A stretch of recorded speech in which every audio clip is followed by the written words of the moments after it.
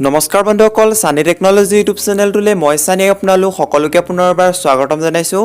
তো বন্ধু বান্ধৱীসকল, আজি সন্ধিয়া আপোনালোকৰ বাবে নটাকৈ গুৰুত্বপূৰ্ণ খবৰ ওলাই আহিছে। গোটেইকেইটা খবৰে আপোনালোকৰ বাবে বহুতেই গুৰুত্বপূৰ্ণ। তো সম্পূৰ্ণকৈ ভিডিঅ'টো শেষলৈকে স্কিপ নকৰাকৈ চাই থাকক। তো বন্ধু বান্ধৱীসকল, এতিয়ালৈকে যদি ভিডিঅ'টো লাইক কৰা নাই প্লিজ এটা লাইক কৰিব, ভিডিঅ'টো শ্বেয়াৰ কৰিব আপোনালোকৰ ফ্ৰেণ্ডসকলৰ মাজত। আৰু এতিয়ালৈকে যদি চেনেলটো ছাবস্ক্ৰাইব কৰা নাই প্লিজ ছাবস্ক্ৰাইব কৰি ছাইডত থকা যিটো বেল আইকন আছে প্ৰেছ কৰি অল অপশ্যনটোত ক্লিক কৰিব। মই যেতিয়া আপোনালোকৰ বাবে এনেকুৱা ধৰণৰ ভিডিঅ'সমূহ দিম তেতিয়া আপোনালোকে সকলোতকৈ ফাৰ্ষ্টত নটিফিকেশ্যনসমূহ পাই থাকিব। তো বন্ধু বান্ধৱীসকল, আহক ভিডিঅ'টো আৰম্ভ কৰোঁ। বন্ধু বান্ধৱীসকল, আজি সন্ধিয়াৰ প্ৰথমটি খবৰে হৈছে এটা ডাঙৰ খবৰ, এটা গুৰুত্বপূৰ্ণ খবৰ। 1 অক্টোবৰৰ পৰা এইসমূহ লেনদেনত দিব লাগিব কৰ, বলবৎ হ'ব নতুন নীতি নিয়ম। কেন্দ্ৰীয় চৰকাৰে বিদেশলৈ টকা পঠিওৱাৰ ক্ষেত্ৰত কৰ আদায় কৰাৰ নতুন নিয়ম প্ৰৱৰ্তন কৰিছে। এইসমূহ নিয়ম 1 অক্টোবৰ 2020ৰ পৰা বলবৎ হ'বলৈ গৈ আছে। এনেকুৱাত যদি আপুনি বিদেশত পঢ়ি থকা নিজৰ ল'ৰা ছোৱালীলৈ টকা পঠিয়াই বা কোনো আত্মীয়ক আৰ্থিকভাৱে সহায় কৰে তেনেহ'লে সেই ধনৰ ওপৰত 5% কৰ কালেক্টেড এট চ'ৰ্চ চমুকে TCS অতিৰিক্ত আদায় দিব লাগিব।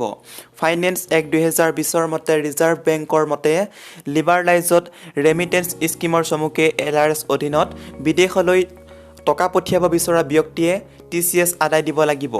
উল্লেখ্য যে LRSৰ অধীনত 2.5 লাখ টকাৰ বছৰেকত পঠিয়াব পাৰে আৰু ইয়াত কোনো ধৰণৰ কৰ আদায় দিব নালাগে। এই ধনক টেক্সৰ অধীনলৈ আনিবলৈ TCS দিব লাগিব। 2 নম্বৰতে দিছে শিক্ষা আৰু টুৰ পেকেজত ৰেহাই দিয়া হৈছে। চৰকাৰে এই সিদ্ধান্তৰ ক্ষেত্ৰত কেতবোৰ ৰেহাই দিছে, যাৰ অধীনত বিদেশলৈ পঠিয়াবলগীয়া সকলো টকাৰ ক্ষেত্ৰত এই কৰ প্ৰযোজ্য নহ'ব। যদি আপুনি ল'ৰা ছোৱালীৰ পঢ়া শুনাৰ কাৰণে 7 লাখ টকা বা তাতকৈ কম ধন পঠিয়াইছে তেনেহ'লে TCS দিব নালাগে। অৱশ্যে টুৰ পেকেজৰ ক্ষেত্ৰত এই ধনৰ পৰিমাণ অধিক কৰাৰ প্ৰাৱধান কৰা হৈছে। 3 নম্বৰতে দিছে TCSৰ নিয়ম এই কাৰণে বান্ধি দিয়া হ'ল। চৰকাৰে এই নিয়ম আনিবলগীয়া হোৱাৰ প্ৰয়োজনীয়তা সন্দৰ্ভত KCC গ্ৰুপৰ ফাউণ্ডাৰ আৰু চেয়াৰমেন শাৰদ কোহলীয়ে কয় যে বিদেশত বহু ধৰণৰ লেনদেনৰ ক্ষেত্ৰত TDS কৰ্তন কৰা হয়। সেইদৰে উপহাৰ, চিকিৎসা সম্প্ৰতিত বিনিয়োগ, আত্মীয়ক সহায়, হস্পিটেলৰ ধন আদায় কৰিবলৈ পঠিয়াবলগীয়া ধন TDSৰ আওতাত নাহে। এই সকলোবোৰে RBIৰ অধীনত TDSৰ পৰা ৰেহাই লাভ কৰে। দৰাচলতে যিকোনো ভাৰতীয় RBIৰ LRSৰ অধীনত বছৰেকত $2.5 লাখ পৰ্যন্ত পঠিয়াব পাৰে। এই টকাসমূহত টেক্সৰ ৰেডাৰত আনিবলৈ TCS লোৱাৰ নিয়ম কৰা হৈছে। ইয়াত বহুকেইটা ৰেহাইৰ সুবিধা দিয়া হৈছে। এইসমূহক বাদ দি সকলোৱে 5% TCS আদায় দিব লাগিব। 4 নম্বৰত দিছে TDS আৰু TCSৰ মাজত আছে ডাঙৰ পাৰ্থক্য। যিকোনো ব্যক্তিয়ে 100 টকা বিদেশলৈ পঠিয়াই আৰু তাৰ ওপৰত 5% TDS বলবৎ হয় তেনেহ'লে প্ৰাপ্ত কৰাজনে 95 টকা লাভ কৰে। আনহাতে TCSৰ নিয়ম অধীনত যদি এজন ব্যক্তিয়ে বিদেশত আন এজন ব্যক্তিক 100 টকা পঠিয়াই তেনেহ'লে তেওঁ 100 টকাই লাভ কৰিব। পঠিওৱাজনে 5 টকা বেলেগকৈ পঠিয়াব লাগিব। ইয়াক তেওঁৰ পেনত ক্ৰেডিট কৰা হয়। ইয়াত এই কথা জানিব লাগে যে এই 5% TCS আপোনাৰে পেনত ক্ৰেডিট কৰা হ'ব, যিটো আপুনি পৰৱৰ্তী সময়ত আপুনি পাব। দেশত সকলো টেক্স পেয়াৰ্ছৰ ক্ষেত্ৰত TDS বলবৎ হয়। এনেকুৱাত নিয়ম কৰা হৈছে যে যদি বিদেশলৈ টকা পঠিওৱা টেক্স পেয়াৰ্ছৰ ওপৰত আগৰে পৰা TDS বলবৎ হৈছে তেনেহ'লে তেওঁৰ ক্ষেত্ৰত TCSৰ সম্পৰ্কীয় প্ৰাৱধান বলবৎ নহ'ব। আৰু আজিৰ 2 নম্বৰ খবৰটি হৈছে এটা বিগ ব্ৰেকিং নিউজ, এটা ডাঙৰ খবৰ। ATM কাৰ্ড এনেকুৱা বেংকত ব্যৱহাৰ কৰোঁতে সাৱধান হওক। এনেকুৱা বেংকত যদি টকা আছে ভুলতো ATM ব্যৱহাৰ নকৰিব। চৰকাৰে ডাঙৰ সাৱধানতা অৱলম্বন কৰিছে। আজিকালি অনলাইনত লেনদেন আৰু ATMৰ ভিৰ চলিছে আৰু ভাৰতত প্ৰায় 2-3 বছৰ এই কামটো ভালদৰে চলি আছে। কিন্তু আমি সাৱধানতা অৱলম্বন কৰি থকাটো উচিত, কিয়নো ভাৰত চৰকাৰে ইয়াৰ সাৱধানতা অৱলম্বন কৰিবলৈ জাৰি কৰিছে আৰু কৈছে যে উত্তৰ কোৰিয়া হেকাৰৰ জৰিয়তে ভাৰতত ATM ব্যৱহাৰ কৰা গ্ৰাহকৰ ডাটা গোপনে চুৰি কৰি আছে। এই কাৰণতে আপোনাৰ জীৱনত কৰা উপাৰ্জন মিনিটতে লুপ্ত হৈ যাব পাৰে। এই হেকাৰটোৰ বিষয়ে Kaspersky global research and Kaspersky analysis টিমৰ চকীদাৰ ৰিচাৰ্চৰ কোন ষ্টেচনে জানিবলৈ দিয়ে।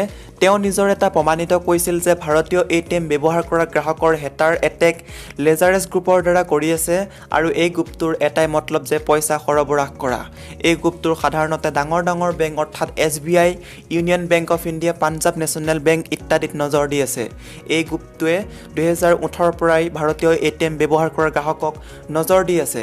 চকীদাৰ ৰিচাৰ্চ টিমৰ জৰিয়তে হেকাৰ ATM কাৰ্ডৰ আলোচনা কৰা দেখা যায় আৰু ইয়াৰ পাছত এই কাৰ্ড পিনৰ প্ৰয়োজনবোৰ ৰেকৰ্ড কৰি লয় গতিকে এটিএম মেচিনৰ পৰা ধন উলিয়াওঁতে পৰীক্ষা কৰিহে এটিএম কাৰ্ডখন ব্যৱহাৰ কৰিব ধন্যবাদ সকলোকে বিলাই দিয়ক এই বাৰ্তা আৰু আজিৰ ৩ নম্বৰ খবৰটি হৈছে প্ৰতিমাহে ২ লাখ টকা আহিব ইলেক্ট্ৰিচিটি বিল এপিডিচিএল কৰ্পোৰেচন আপোনাৰ নামত কেতিয়াবা এনে ইলেক্ট্ৰিচিটি বিল আহেনে সাৱধান হওক আপুনিও ২-৩টা লাইট অন কৰি ৰাখি মাহেকত ২ লাখ টকাৰ বিল অহা কিমান যে হাস্যকৰ হয় এয়া কোনো অসমৰ মন্ত্ৰী বিধায়কৰ ইলেক্ট্ৰিচিটি বিল নহয় এয়া এজন সাধাৰণ মানুহৰ ঘৰৰ বিল আপোনাৰ মনত প্ৰশ্ন হ'ব পাৰে তেওঁ ২ বছৰ ধৰি বিল পৰিশোধ কৰা নাই কিন্তু নহয় এয়া মাত্ৰ এমাহৰহে বিল অসম চৰকাৰৰ বিয়াগম বিভাগৰ ডিজিটেল ইণ্ডিয়াৰ নমুনা এয়া হৈছে অসমৰ মৰিগাঁও জিলাৰ চৰাইবাহীৰ এপিডিচিএল কাৰ্যালয়ৰ এখন বিলৰ নমুনা পূৰ্বেও বহু অভিযোগ থকা বিভাগটোৰ এইবাৰ এইখন বিলে চকু কপালত তুলিছে সাধাৰণ ৰাইজৰ ২,৮৫,০২৭ টকাৰ এইখন বিল আহিছিল বুবৰাম দেউৰী নামৰ ব্যক্তিজনৰ ঘৰলৈ লগে লগে সৰগ ভাগি পৰিছিল তেওঁৰ ২৪ ঘণ্টাই বিজুলী যোগান ধৰা সপোন দেখাইছিল চৰকাৰে কিন্তু ১২ ঘণ্টাও পৰ্যাপ্ত বিজুলী শক্তি যোগান ধৰিব নোৱাৰে অসম বিদ্যুৎ যোগান বিভাগে প্ৰধানমন্ত্ৰী নৰেন্দ্ৰ মোদীৰ ডিজিটেল ইণ্ডিয়া ফল ভুগিছে এতিয়া গাঁৱৰ ৰাইজে ঘৰ মাটি বেছি হ'লেও যোগান ধৰিব লাগিব নেকি বিদ্যুতৰ ২ লাখ টকীয়া মাচুল আৰু আজিৰ ৪ নম্বৰ খবৰটি হৈছে প্ৰতিজন বেংক গ্ৰাহকে প্ৰত্যেক দিনাই পাব ১০০ টকা RBI নিউ ৰুল আপুনি যদি অনলাইন লেনদেন কৰে তেন্তে আপোনালোকৰ বাবে সুখবৰ অধিকাংশ মানুহে বৰ্তমান সময়ত অনলাইন ব্যৱসায় লেনদেন কৰা দেখা যায় কাৰ্ড পেমেণ্ট বা গুগল পে UPI লেনদেনত বেছিকৈ লেনদেন কৰে দেশৰ আধাতকৈ বেছি মানুহৰে বেংক একাউণ্ট আছে সকলোৱে প্ৰতিদিনে ব্যৱহাৰ কৰে কিন্তু ইণ্টাৰনেট যিমানেই উন্নত নহওক কিয় বহুবাৰ অনুন্নত সেৱাৰ বাবে অনলাইন লেনদেনত ফেইল হৈ যায় যাৰ ফলত বেংকৰ গ্ৰাহকসকল বহু সমস্যাৰ সন্মুখীন হৈছে RBI new rule reserve bank of ইণ্ডিয়াৰ নতুন নিয়ম বেংকসমূহে নিজৰ গ্ৰাহকসকলক উন্নত সুবিধা দিব বিচাৰে যদিও বহু ক্ষেত্ৰত ইণ্টাৰনেট লেনদেন ফেইল হোৱাৰ বাবে গ্ৰাহকসকল সমস্যাত পৰিব লগা হয় যাৰ প্ৰতি লক্ষ্য ৰাখি ৰিজাৰ্ভ বেংক অফ ইণ্ডিয়া অৰ্থাৎ ভাৰতীয় ৰিজাৰ্ভ বেংকে নতুন নিয়ম প্ৰণয়ন কৰিছে এদিনৰ ভিতৰতে যদি অনলাইন লেনদেন ফেইল হোৱা ধনৰাশি গ্ৰাহকৰ একাউণ্টত একদিনৰ ভিতৰত যদি ঘূৰাই নিদিয়ে তেন্তে জৰিমনা ভৰিব লাগিব সেই অনলাইন প্ৰতিষ্ঠানটোৱে এমাজন ফ্লিপকাৰ্ট তাৰপিছত Snapdeal SBI Facebook gov employment site etcetera গ্ৰাহকে অনলাইন লেনদেনৰ সময়ত যদি অসুবিধাৰ সন্মুখীন হৈ লেনদেন ফেইল হয় তেন্তে এটা দিনৰ ভিতৰত যদি ঘূৰাই দিব নোৱাৰে তেন্তে ৰিজাৰ্ভ বেংকৰ নিয়ম অনুসৰি সেই প্ৰতিষ্ঠানটোৱে প্ৰতিদিনে ১০০ টকা গ্ৰাহকৰ একাউণ্টত জমা কৰিব লাগিব কিন্তু এই আইন ATM মেচিন বা মাইক্ৰ' ATMত হ'লে ৫ দিনৰ সময়সীমা বান্ধি দিছে ৫ দিনৰ ভিতৰত ধন ঘূৰাই নাপালে প্ৰতিদিনৰ ১০০কৈ জৰিমনা ভৰাব লাগিব গ্ৰাহকৰ একাউণ্টত RBIৰ এই নিয়ম কেনে পালে তলত কমেণ্ট কৰক আৰু বেংক সম্বন্ধীয় অসুবিধা থাকিলে আমাক জনাওক আজিৰ পাছৰ খবৰটি হৈছে এটা বিগ ব্ৰেকিং নিউজ ২০০০ টকাৰ নোট সন্দৰ্ভত চৰকাৰ গুৰুত্বপূৰ্ণ সিদ্ধান্তজনক সংসদত ২০০০ টকাৰ নতুন নোট সন্দৰ্ভত গুৰুত্বপূৰ্ণ তথ্য প্ৰকাশ কৰিলে কেন্দ্ৰীয় মন্ত্ৰী অনুৰাগ সিং ঠাকুৰে ২০০০ টকাৰ নোট সন্দৰ্ভত অতি গুৰুত্বপূৰ্ণ তথ্য জনাইছে বিত্ত মন্ত্ৰালয়ে শেহতীয়াকৈ আলোচনাৰ কেন্দ্ৰবিন্দু হৈ পৰিছে ২০০০ টকাৰ নোট এটাৰ পিছত আন এটা তথ্য প্ৰকাশ পাইছে নতুন নোটক লৈ ইয়াৰ মাজত কোনটো সঁচা কোনটো মিছা সাধাৰণ ৰাইজৰ বাবে জনাটো সমস্যা ইয়াৰ মাজত সংসদত ২০০০ টকাৰ নতুন নোট সন্দৰ্ভত গুৰুত্বপূৰ্ণ তথ্য প্ৰকাশ কৰিলে কেন্দ্ৰীয় মন্ত্ৰী অনুৰাগ সিং ঠাকুৰে অনুৰাগ সিং ঠাকুৰে জনাই চৰকাৰে যিকোনো মূল্যৰ নোট সন্দৰ্ভত সিদ্ধান্ত লোৱাৰ পূৰ্বে ৰিজাৰ্ভ বেংকৰ সৈতে আলোচনা কৰে সিদ্ধান্ত লোৱাৰ পূৰ্বে সিয়ে সাধাৰণ মানুহৰ জীৱনত কিমান প্ৰভাৱ পেলাব সেয়া চোৱা হয় কোনো নোট বন্ধ কৰাৰ সময়ত বজাৰত পৰ্যাপ্ত নগদ থাকিবনে নাই সেয়াও চোৱা হয় একে সময়তে অনুৰাগ সিং ঠাকুৰে কয় এইটো ঠিক যে ২০১৯-২০ তথা ২০২০-২১ বিত্তীয় বৰ্ষৰ কাৰণে ২০০০ টকা ছপাবলৈ দিয়া নাই কিন্তু তাৰ অৰ্থ এইটো নহয় যে একেবাৰে ২০০০ টকাৰ নোট ছপা বন্ধ কৰাৰ কথা ভাবিছে কেন্দ্ৰই অনুৰাগ সিং ঠাকুৰে বিবৃতি প্ৰকাশ কৰি জনাই চলিত বৰ্ষৰ ৩১ মাৰ্চ পৰ্যন্ত হিচাপ অনুসৰি এই পৰ্যন্ত বজাৰত ২৭,৩৯৮টা ২০০০ টকীয়া নোট আছে ২০১৯ৰ ৩১ মাৰ্চত এই সংখ্যা আছিল ৩২,৯১০টা নোট ছপা বন্ধ কৰাৰ সন্দৰ্ভত অনুৰাগ সিং ঠাকুৰে কয় চৰকাৰে কোনো নোটেই এই মুহূৰ্তত ছপা বন্ধ কৰা নাই কৰোনাৰ কাৰণে লকডাউন দিয়াৰ বাবে বহুদিন নোট ছপা বন্ধ আছিল চৰকাৰী তথ্য অনুসৰি ২৩ মাৰ্চৰ পৰা ৩ মে পৰ্যন্ত নোট ছপা বন্ধ আছিল তাতে নোট ছপাৰ ক্ষেত্ৰত কিছু প্ৰভাৱ পৰাৰ কথা তেওঁ প্ৰকাশ কৰে আৰু আজিৰ পাছৰ খবৰটি হৈছে এটা বিগ ব্ৰেকিং নিউজ SBI গ্ৰাহকৰ কাৰণে ডাঙৰ খবৰ বেংকৰ নতুন স্কিমৰ সৈতে ঘৰৰ পৰাই ৰাহি কৰক EMI ষ্টেট বেংক অফ ইণ্ডিয়াই ৰিজাৰ্ভ বেংক অফ ইণ্ডিয়াৰ নিৰ্দেশ অনুসৰি লোন সত্ৰাচাৰিঙৰ পলিচি প্ৰস্তুত কৰিছে। ইয়াৰ উদ্দেশ্য হৈছে কোভিড-19ৰ প্ৰভাৱৰ পৰা বেংকৰ খুচুৰা ঋণগ্ৰস্তসকলক ৰিটেইল বৰোৱাৰ্ছ সকাহ প্ৰদান কৰা। লোন ষ্ট্ৰাকচাৰিঙৰ পলিচি বলবৎ কৰিবলৈ SBI সোমবাৰে এটা অনলাইন পৰ্টেল আৰম্ভ কৰিছে। গ্ৰাহকে বেংকৰ পৰ্টেল bank.sbi বা sbi.com-ৰ জৰিয়তে ঘৰত বহিয়ে জানিব পাৰিব যে তেওঁলোকৰ হোম লোন বা অটো লোন ৰিষ্ট্ৰাকচাৰ হ'বনে নাই। ৰিষ্ট্ৰাকচাৰিঙৰ যোগ্যতা জানিবলৈ দিব লাগিব উপাৰ্জনৰ তথ্য। SBI জনোৱা মতে এই পৰ্টেলৰ জৰিয়তে হোম লোন, অটো লোনৰ দৰে ৰিটেইল লোনৰ ৰিষ্ট্ৰাকচাৰিং সহজে কৰিব পৰা যাব। গ্ৰাহকে নিজৰ লোন ৰিষ্ট্ৰাকচাৰৰ তথ্য জানিবলৈ কেৱল নিজৰ উপাৰ্জনৰ তথ্য প্ৰদান কৰিব লাগিব।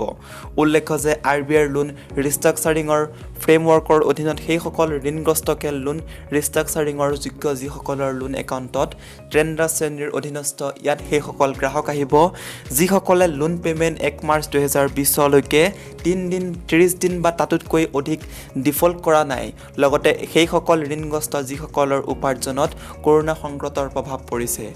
ষ্টেট বেংকৰ এই পৰ্টেলৰ জৰিয়তে গ্ৰাহকে লোনৰ মৰেটৰিয়ামৰ কাৰণেও অনুৰোধ কৰিব পাৰে। ইয়াৰ অধীনত এমাহৰ পৰা 24 মাহলৈকে মৰেটৰিয়ামৰ ৰিকুৱেষ্ট কৰিব পৰা যাব। কেৱল ইমানেই নহয়, গ্ৰাহকে এই পৰ্টেলৰ জৰিয়তে নিজৰ লোন ৰিপে'মেণ্টৰ অধিক লোন ৰিপে'মেণ্ট ডাইৰেকশ্যন বঢ়াবলৈ অনুৰোধ কৰিব পাৰে। RBI বেংকক নিজৰ ব্যক্তিগত গ্ৰাহকক লোন ৰিষ্ট্ৰাকচাৰিঙৰ বিকল্প প্ৰদানৰ অনুমতি প্ৰদান কৰিছে। বিত্তমন্ত্ৰী নিৰ্মলা সীতাৰমণে নিৰ্মলা সীতাৰমণ বেংকক 15 ছেপ্টেম্বৰ 2020লৈকে লোন ৰিষ্ট্ৰাকচাৰিঙৰ আঁচনি আৰম্ভ কৰিবলৈ কৈছিল। এনেকুৱালৈ পৰ্টেলৰ জৰিয়তে নিজৰ লোন ৰিষ্ট্ৰাকচাৰিং কৰিব পাৰে। পৰ্টেলত লগ ইন কৰাৰ পিছত SBI ৰিটেইল গ্ৰাহকক একাউণ্ট নম্বৰ দিবলৈ কোৱা হ'ব। OTP ভেলিডেশ্যন সম্পূৰ্ণ হোৱাৰ লগতে কেতবোৰ গুৰুত্বপূৰ্ণ তথ্য প্ৰদান কৰি গ্ৰাহকে নিজৰ লোন ৰিষ্ট্ৰাকচাৰিঙৰ পাত্ৰতাৰ বিষয়ে জানিব পাৰিব। ইয়াত তেওঁলোকে এটা ৰেফাৰেন্স নম্বৰ লাভ কৰিব। ৰেফাৰেন্স নম্বৰ 30 দিনলৈকে মান্য হ'ব। এই সময়ছোৱাত গ্ৰাহকে প্ৰয়োজনীয় আনুষ্ঠানিকতা পূৰণ কৰি বেংকৰ শাখালৈ যাব পাৰে। লোন ৰিষ্ট্ৰাকচাৰিঙৰ প্ৰক্ৰিয়া ডকুমেণ্টছৰ ভেৰিফিকেশ্যন আৰু ব্ৰাঞ্চত ডকুমেণ্টৰ এগ্ৰিজিটিকেশ্যনৰ পিছত সম্পূৰ্ণ হ'ব। আৰু আজিৰ শেহতীয়া খবৰটি হৈছে এটা ব্ৰেকিং নিউজ। বিয়া কৰিলেই পাব 40,000 টকা। আজিয়ে আবেদন কৰক। বিবাহযোগ্য কন্যাৰ বিবাহৰ সোণ ক্ৰয়ৰ বাবে চৰকাৰে প্ৰদান কৰিব আৰ্থিক অনুদান। বিবাহত সোণ ক্ৰয়ৰ বাবে এতিয়া এই আঁচনিয়ে বহুসংখ্যক লোকক সকাহ দিব। অসম চৰকাৰৰ এই আঁচনি অনুসৰি বিবাহযোগ্য কন্যাৰ বিবাহৰ সোণ ক্ৰয়ৰ বাবে অৰুন্ধতীৰ ঋণ উপহাৰ আঁচনিৰ অধীনত 40,000 টকাৰ আৰ্থিক অনুদান প্ৰদান কৰা হ'ব। এই আঁচনিৰ নিয়মাৱলীসমূহ হৈছে: 1 নম্বৰতে দিছে বিবাহ পঞ্জীয়নৰ বাবে দৰা আৰু কইনাৰ বয়স ক্ৰমে 21 আৰু 18 বছৰ হ'ব লাগিব। 2 নম্বৰতে দিছে বিশেষ বিবাহ আইন 1954ৰ অধীনত আবেদনকাৰীৰ বিবাহ পঞ্জীয়নভুক্ত হ'ব লাগিব।